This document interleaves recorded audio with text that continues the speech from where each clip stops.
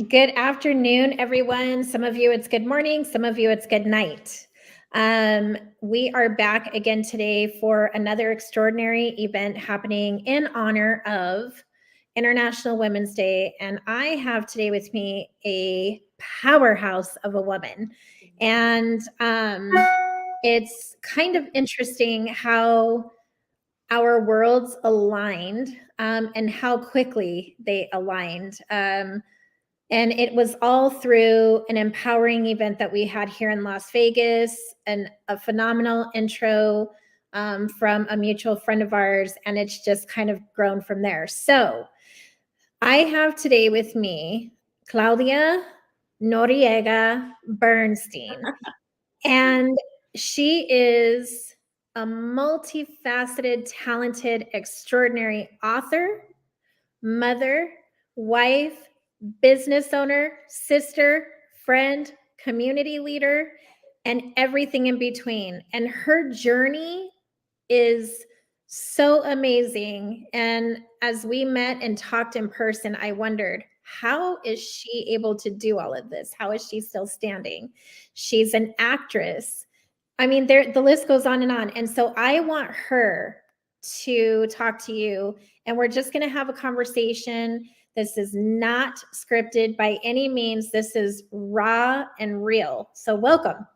Thank you so much. You're so kind. And yes, I don't believe in coincidences. I think that we were meant to meet, and we met at the perfect time, not a second before, a second later. So I'm super excited to be here with you. I don't have any script. I didn't study or prepare because I wanted this to flow as it should. So let's go for it. I'm super happy. So I know, your journey began so long ago, and I kind of want to just jump around. I mentioned in the intro you were an actress. Mm-hmm. So let's go there for a second. Talk to me about that. So, and let me say this in parentheses because this is something that I learned not long ago by being interviewed by somebody else. A lot of people, a lot of women, especially, that are not able to express their feelings, decided to go into acting. Mhm. Because although you are not really saying how you feel, you are pretending. You're pretending to have that life that perhaps in sometimes is better than your reality. So I started to take acting lessons, and one day I was taking them after school, and one day I passed in front of an office of a producer. I have no idea. He saw me through the window and he ran outside and he goes, "Oh my God, are you an actress?" And I'm like, "No, I was 17 years old." I go, "No, I'm not." And he's like, "You're perfect for this part. I really, really want you to do this movie that I'm doing." And I was like, "Oh my God," I was so excited. But in the same token, I was terrified to come home and tell my mom, especially because in my country at that time, being an actress and really being a stripper was the same thing. Like you good girls don't do that, Mm. right? So totally a misconception. But I was afraid to come home and tell my mom. So I said, "Well, let me think about it. Um, I'll figure something out." So I went to my mom's. I put together all my courage and I went to my mom and I said, I was offered a movie. And she looked at me like if I have told her, I don't know, I just killed somebody. And, and she's like, "There is no way you're going to do that. Absolutely not. Forget it." Especially because there was a scene where the girl was looking out the window and you could see only her back, but you could actually see that there was nothing, but she Mm. wasn't wearing anything, right? So I was like, "But they're going to fake it." And she's like, "No." So the phone rang in the house. We didn't have cell phones at that time. And I pick it up and it was a producer. And I said, "No, I cannot do it. I'm sorry, I cannot do it. But I'm 17. Maybe when I'm 18, I can do it." So like 2 weeks later, he calls back and he says, "We're doing a soap opera. It's about 5 girls. It's very PG. Would you like to be part of this?" And I said, yes, without any hesitation. And I said to myself, I will figure it out. I will figure out how am I going to do this. So I was already taking acting classes. So I decided to tell this person, because I was still in school, I am going to film only in the afternoons. So Mm. as far as everybody knew in my house, I was going to my acting classes, but I was filming every afternoon. And they gave me a contract, of course. And every time the guy from the TV station would come, because we were recording a location, it was a huge, like a mansion. And every time he would come, he will say to me, "Where's your contract?" And I'm like, "Oh my goodness, I forgot it, but I bring it tomorrow, I promise." Because I was buying time. I knew in a couple of more months I was going to be 18 and then I was going to be able to do it. So my mom found out that I was an actress when the soap opera aired and she saw me on the screen. That was the first time she was like, "Wait a minute, is that your sister?" Because I wasn't even home when this happened, right? We were all together watching the first chapter. And that's how I started. And I really loved it. It was an awakening for me in so many ways. I mean, to the point that I used my first tampon Mm. filming. I never, I mean, I was super prude, I never was even exposed to that. And we had to do a scene in the beach. And the lady, one of the producers came and she said, "You have to use one of this." And I was, uh, "What is that?" Mhm. Like that, that shelter I was. And she said, "What is a tampon? You're going to use it." And I was like, "But I don't know how to do it." And she said, "Well, try to do it yourself. If not, I can help you." And the thought that she was going to help, it just freaked me out. So I figured out myself and I did it. And then I did the part on the beach. But a lot of parts of me blossom on that period of time, um, in a lot of ways. I fell in love for the first time. Um, I discovered a lot about my personality, the things that I was capable to do. I wasn't anymore the daughter of, I Mm. was myself. Mm. And that was such a revelation for me. I discovered my power. And later on, my power was taken away for a period of time. I allowed my power to be taken away, I should say. But it was a beautiful time in my life. And it ended for other reasons. I decided to stop acting and move to the States. But while I did it, I enjoyed it very much.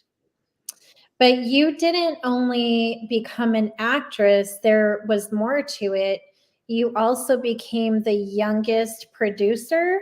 Yes, Talk yes. to me about that. I decided to start working behind the camera.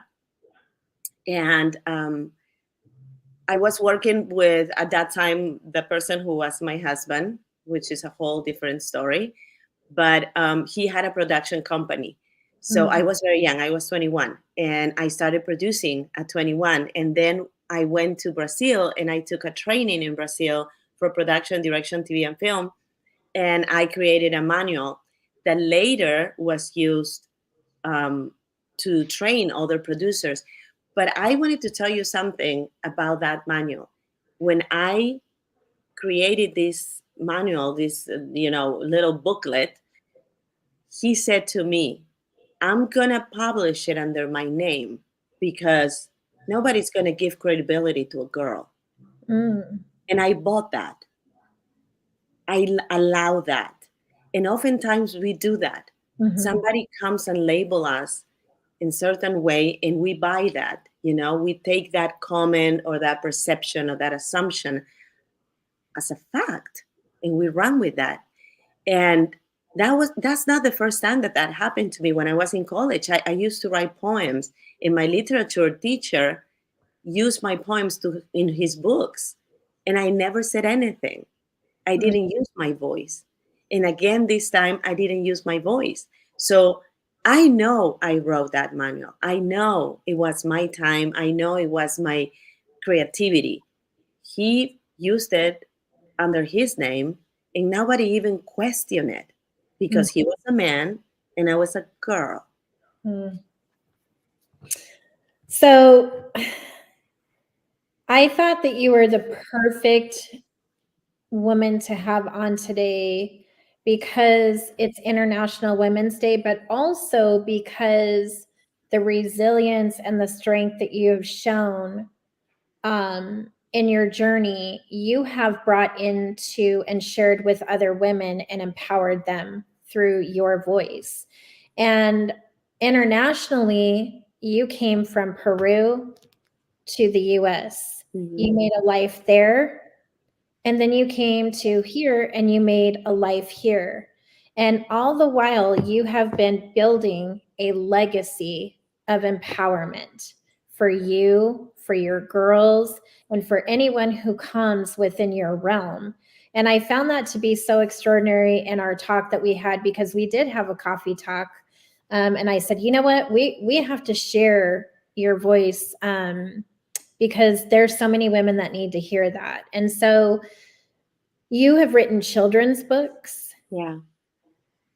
I have written children's books because kids are one of my passions. I think that when we have the opportunity to raise a child, regardless if you are the grandparent or the aunt or the biological mother or adopted or whoever you are that has the opportunity to raise that child, you have a huge responsibility.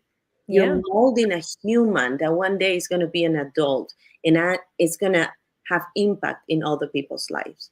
So I wrote books that are children's books, but they're children's books for adults in a way, because I give them tools to communicate with kids in a way that there is nobody to blame, that is easy to understand, that empower the child to ask questions, but also kind of give the parent or their uncle or the aunt or the grandmother a little idea where the kid is as far as curiosity. Not every kid develop at the same time, and I truly believe that every kid has a gift. They just unwrap it at different time.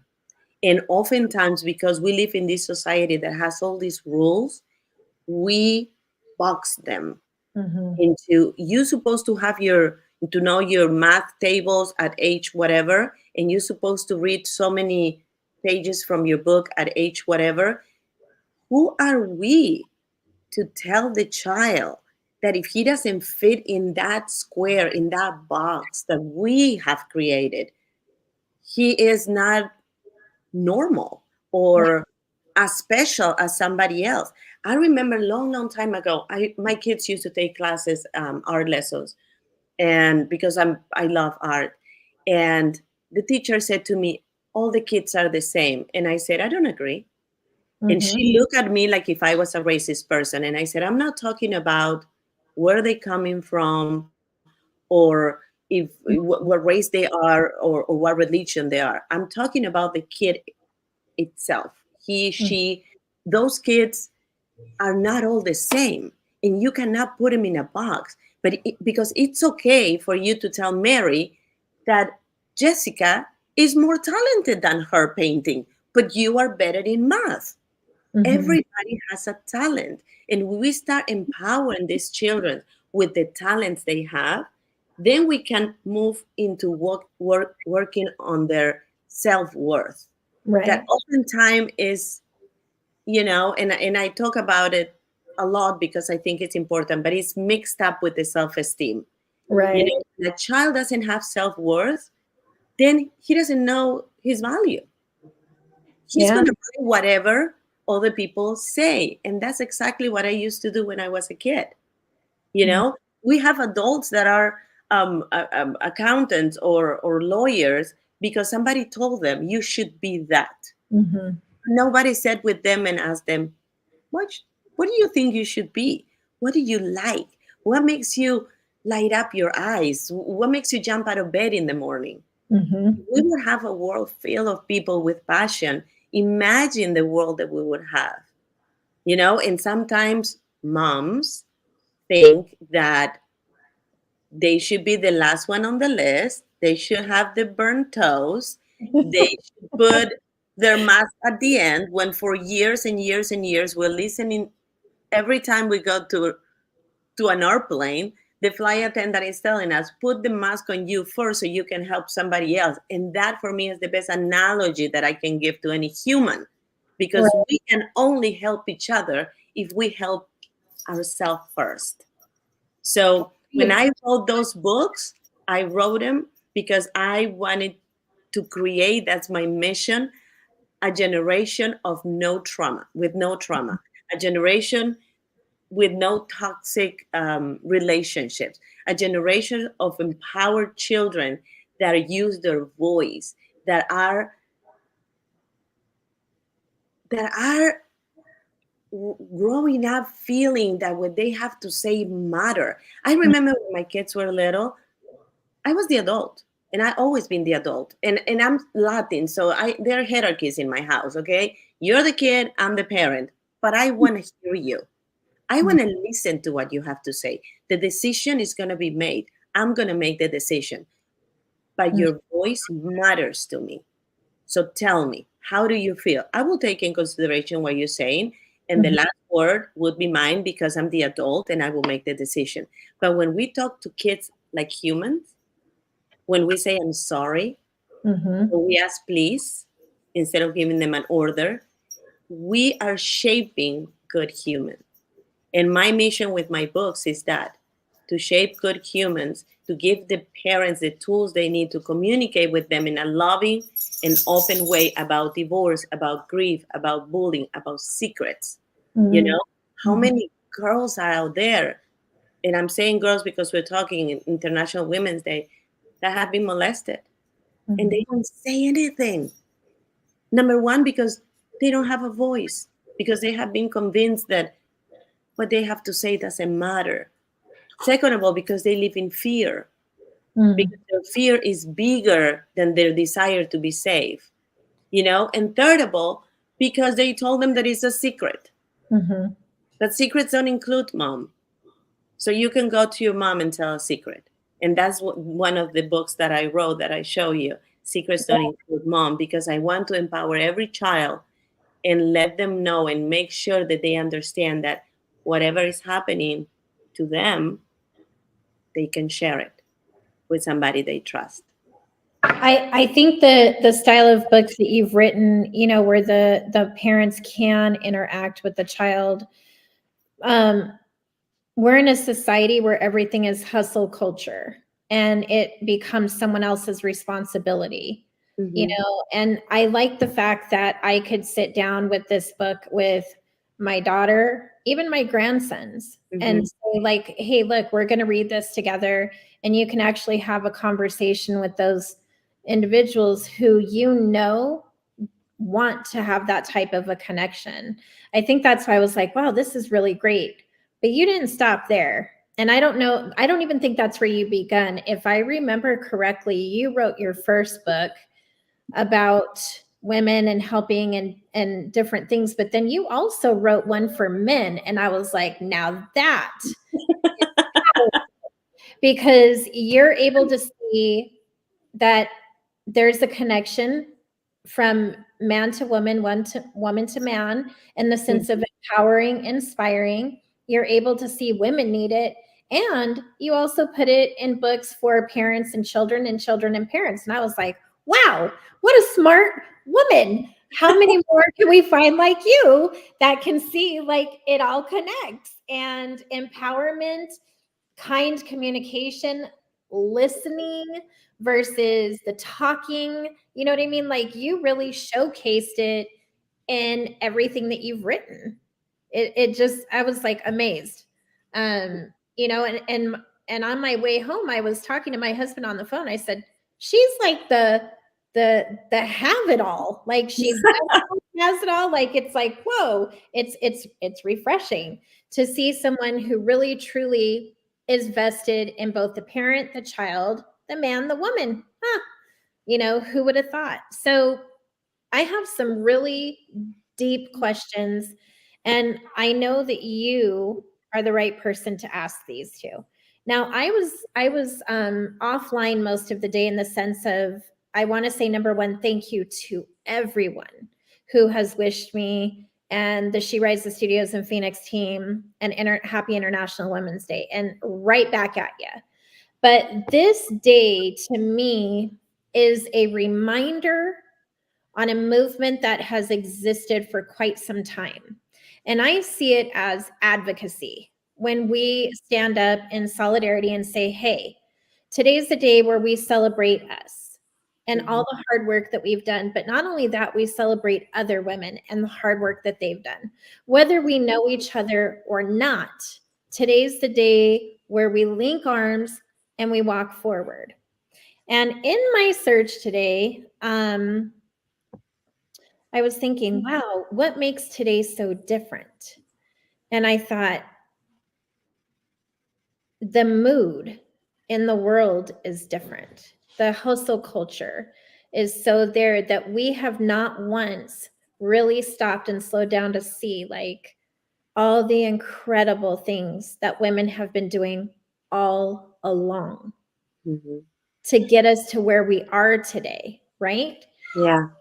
And I was on Facebook for 2.2 seconds and I saw a lady post, why are you jumping on the bandwagon of International Women's Day? And I thought, well, I could see how that could be perspective. Mhm. What if we didn't look at it as a bandwagon? And what if we looked at it as it's just a day that every single woman needs to celebrate another woman, a stranger? And this is a day where we can envision virtually, in person, like how you and I are, celebrate one another and even the perfect stranger on the other side of the world.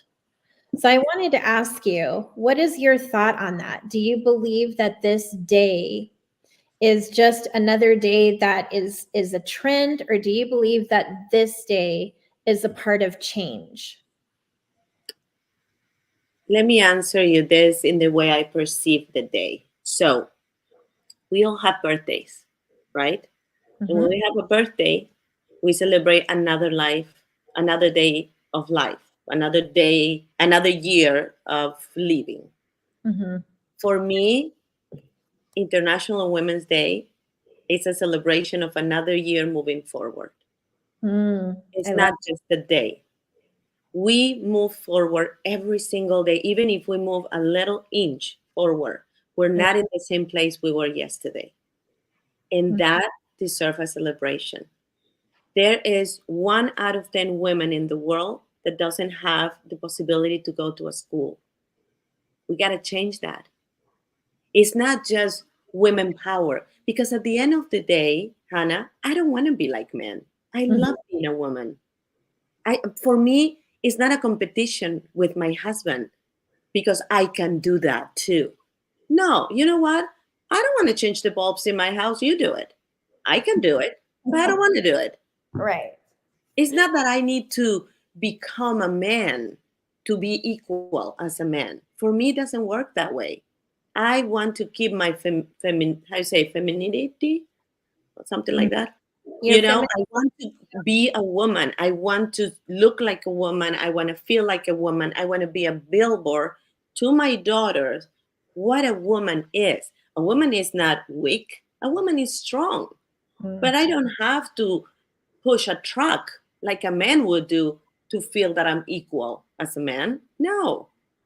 So for me, International Women's Day is a birthday to remember that another year went by and we are getting closer to that vision we have for every woman in this world, not just the women that live in this country or other countries where they have freedom or where they can use their voices or they can wear a bikini.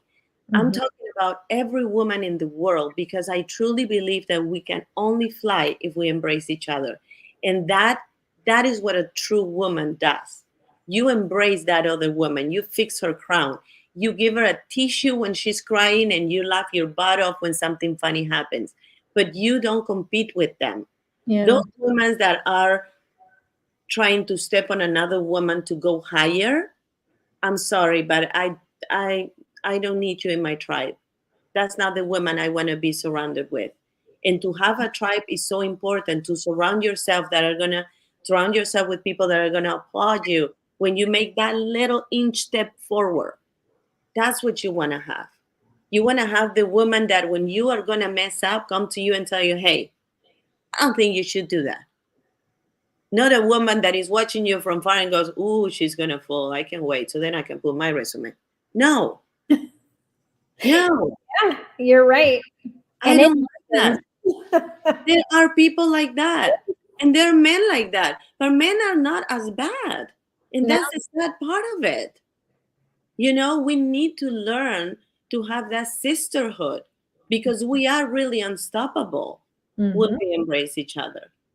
We can create any movement that we want to create when we embrace each other, when we don't have a personal agenda, when Mhm. we are thinking about the other soul that is struggling. You know what? I'm a coach. The other day my husband asked me that, why do you coach women? And I said, because I have been lost for a long time, because I felt I didn't have anybody, because I felt lonely, because I felt that I didn't have any support system. So I've been there, and I got the tools that I needed to get every single time that I had a disappointment or something that I perceived as a rejection, which is a whole different conversation. It's actually the power that we put in words, you know. A Mhm. rejection is not that you're not enough. A rejection is that that was not for you, period. But it means that something else is for you. So we start giving power, the right power, to the right words, then instead of feeling less or not enough when we don't get something that we want, we empower ourselves. We're going to be better every day. We're going to be actually happy that we didn't get that job or that opportunity because something better is coming to us. So International Women Day for me is a celebration of women moving forward another year. Let's have a cake and blow the candle. That's Woohoo! In your experience, would you say, like, what are some key indications that distinguish real, authentic support? We as women, you said it yourself, we don't want to do it alone. We don't want to feel alone. So, what are some things that you've noticed in your journey as someone who empowers other women? Are there other things that stand out to you, other people who've really helped you in your journey? And how so? I feel that the best way to support another human is to be transparent. Mm, When okay. you are transparent and vulnerable, which oftentimes people think that when you're vulnerable, you're weak. No, it takes a lot of courage to be vulnerable. So right there, you're strong, as stronger than what you even imagined you could be. But when you come authentic, when you come across transparent, you give the other person the opportunity to do the same. And when they do that, then you can meet in the same vibration.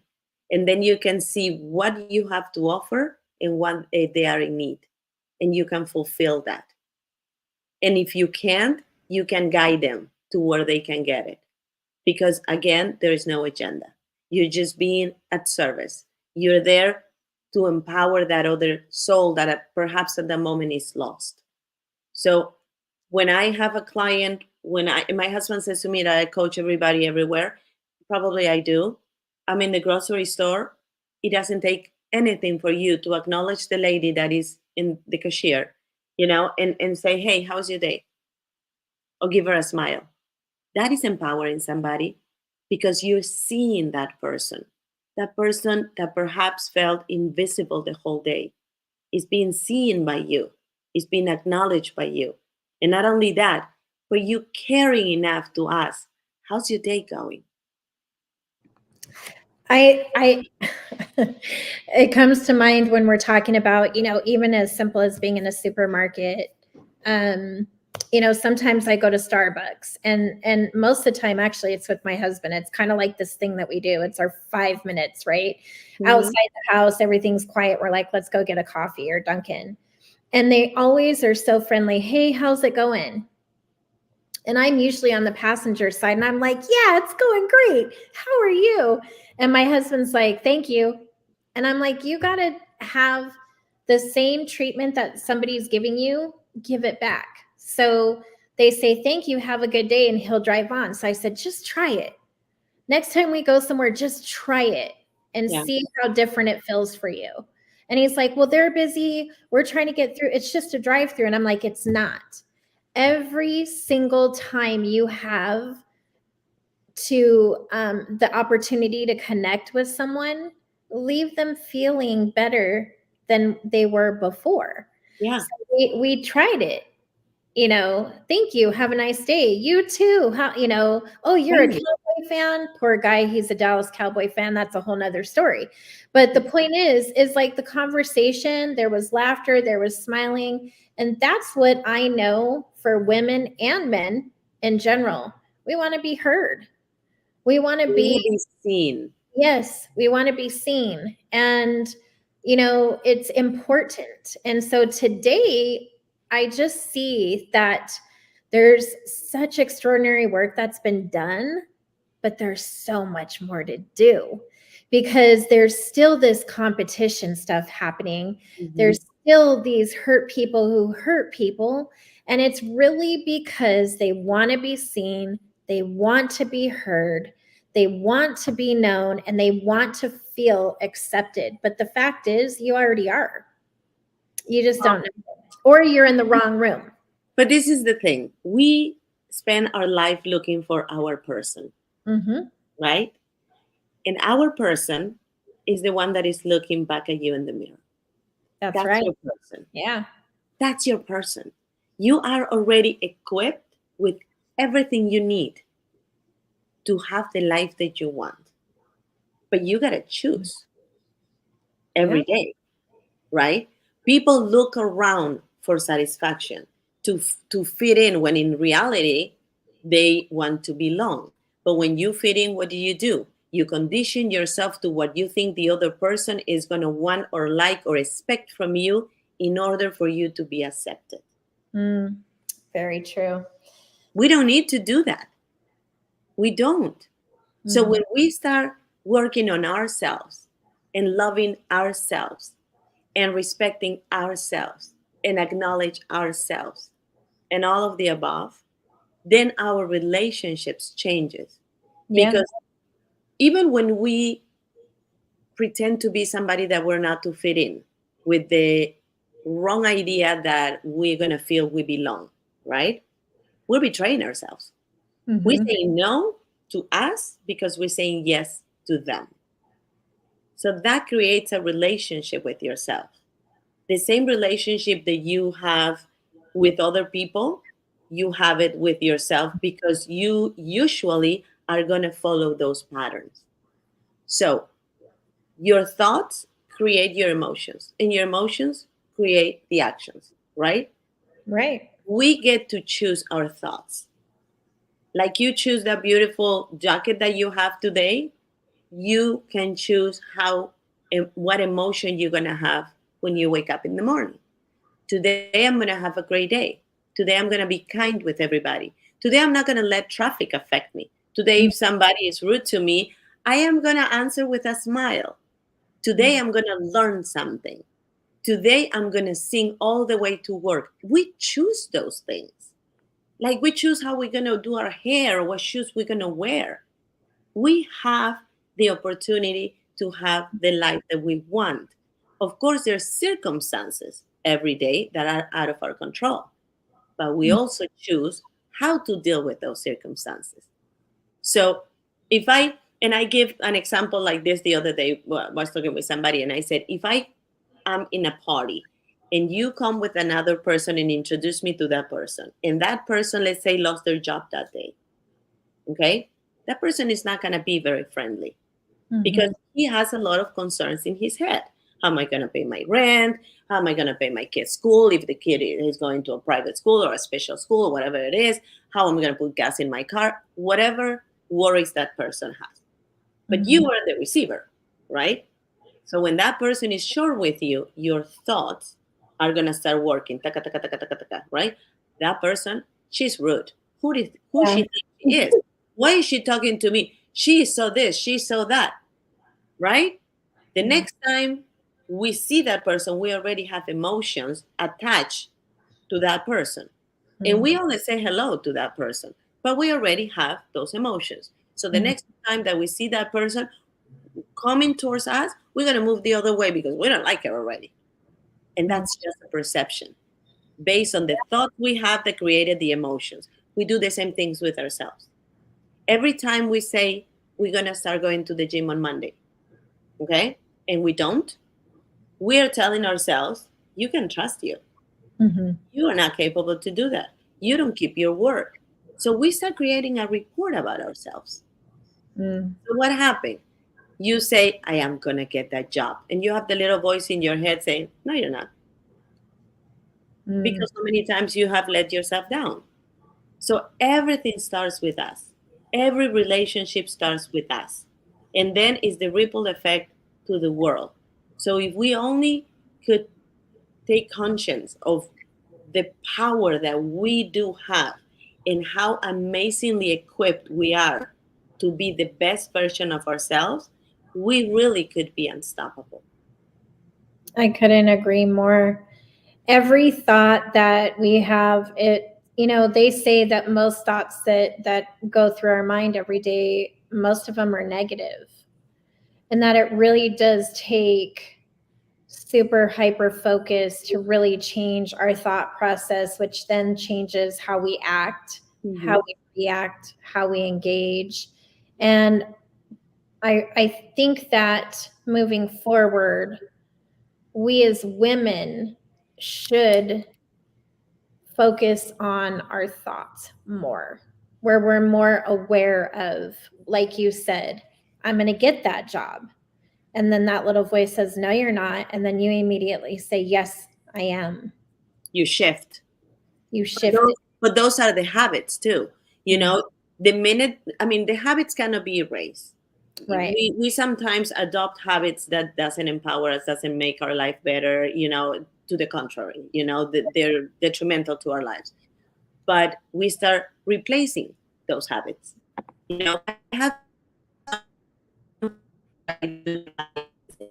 I create an app.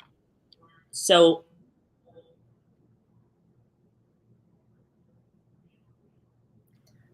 Did we are you there? lose her? Yeah, we Oh, lost you for there a we second. go. Yeah. Okay. So what I do with my clients is we create an avatar. And the Mhm. avatar is the best version of themselves that they aspire to be. I don't create their avatar, they do. Like in a perfect world, how would you be? Okay. Right. I would be A, B, and C. Okay. So let's start from the beginning. How that avatar of yours dressed like, how she talks, what kind of friends she has, what kind of Mm, a job she has, what kind of a life she has. Is she married? Is she single? What kind of a mother she is? mhm, So then, every single time that she has to make a decision, she has to go through the process of understanding if that decision is going to be aligned with the avatar that she wants to become. mm, Because that best version of yourself, it's already in you. It's not mhm. that you're going to fake it till you make it. It's you. You just have to be aligned with that and empower yourself every day. So if you need to change a habit, you change the habit. If you have to say no, then you say no. If you have to not go to certain places because you're going to be tempted to be that person that you used to be and you don't like, then you say I'm not going, but you align every decision that you make. So the shifting that you were talking about with your thoughts becomes easier because it Mhm. gets to a point that is a default. You are already that avatar. How many times have you seen something and then you think, oh my gosh, I remember one long time ago I was thinking about having this and now I have it. Right. Yeah. And it's kind of Yeah. like magic, but that's how it happens. It is. It is magic. What do you say to the woman who is still trying to compare herself to another woman? Well, I think it's a process.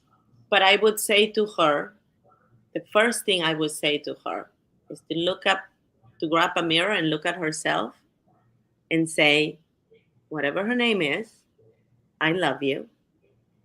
I Mm, forgive you. I'm going to give you grace. We're going to pause and we're going to try a little harder because we compare ourselves to other people because we don't know our value. mm, And what I was telling you before, the value comes with your self worth. mm, The self esteem is conditional to where you work, where you live, what kind of a car you have, if you belong to the country club or whatever. That is your self-esteem. So Mhm. look at, you see somebody walking and she goes, oh wow, she has so much self-esteem. Because yeah, she walks the talk, it's like, oh, look at me. I am all that. But if you take all that from her, is she gonna feel the same? No, unless she has self-worth. And Mhm. your self-worth comes from knowing who you are, Yeah. your value. So when I empower somebody, I I show them that they have the power to make the choices they want in their lives. And with the minute that they start realizing that, then there is no time to comparison to somebody else. Because why are you going to compare yourself with anybody else if you have all this world of opportunities inside yourself? That's I right. don't have the time, you know? I mean, I celebrate every woman that has a successful story. I love it because those women are billboards for me and for everybody else that is trying to make it, that is trying to make a difference, that is trying to grow. Mhm. So, yay for you. So happy for you. The vibration is in the lowest when you're jealous, when you're envious, when you're not happy for somebody else. I I don't want my vibration low. I want my vibration high as a satellite. That's what I want, my vibration. I So love that. if a woman tells me, because I'm always comparing myself, that makes me sad, because that means that that woman has no idea who she is. Mhm. The work is in finding out her value and to build her self-worth. Agree. It's, for those who are listening and who are going to watch this later, International Women's Day, yes, it's a day, but it's a day to remind ourselves. It's a day to recognize, it's a day to reflect, it's a day to reinvent, it's a day to redesign. It's a day where you do pick up the mirror, you look at yourself, and you say, today, I love you. Tomorrow, I'll love you even more. The next day, I'm going to love you even more. And that vibration that you're talking about, um, some people call it vibration, some people call it negativity. I love that. I want to be elevated higher than a satellite, because Mhm. operating at low vibration just brings more low vibration, more negativity, more self doubt, more self shame, blame, and all those different things that we like to attach to. So, we're going to be coming to a close to this particular episode today. But what is one thing that you would like to say in honor of International Women's Day, and a challenge that you can give out to everyone watching and listening?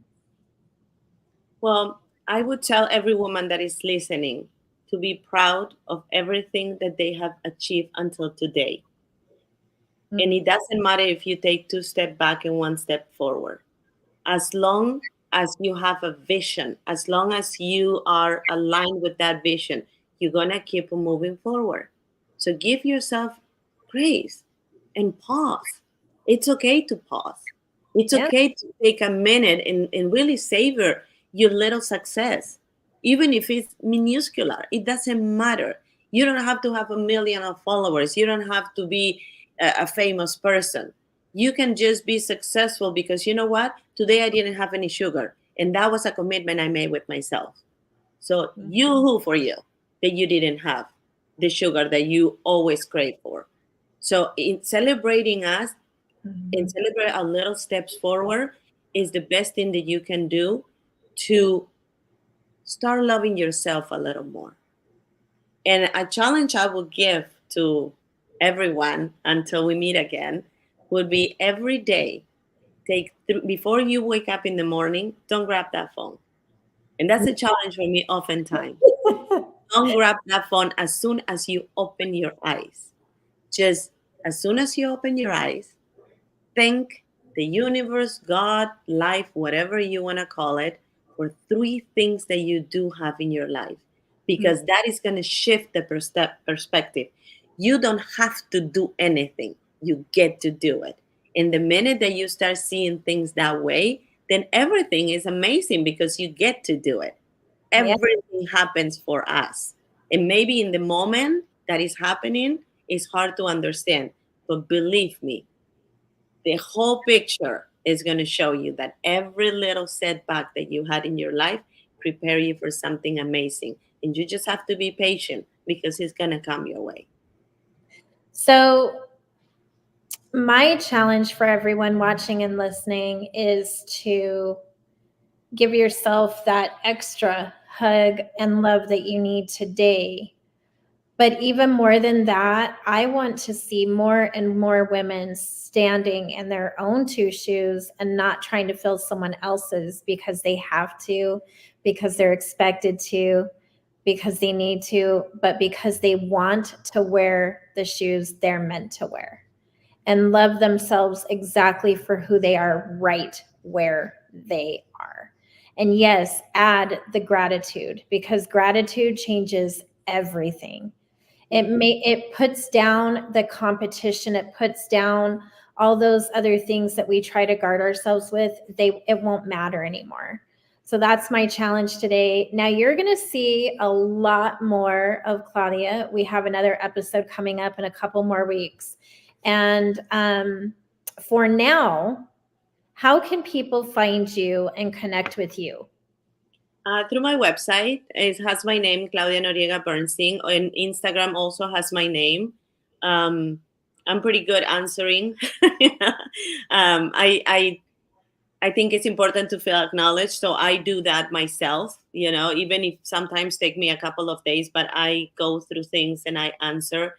Um, so that's the easiest way to get in touch with me. If you have a question, if you have a challenge, if I mean, I do a lot of things. I coach, I do retreats, I do a lot of things to empower women. I think it's important for women to have a good tribe because we learn from each other every single day.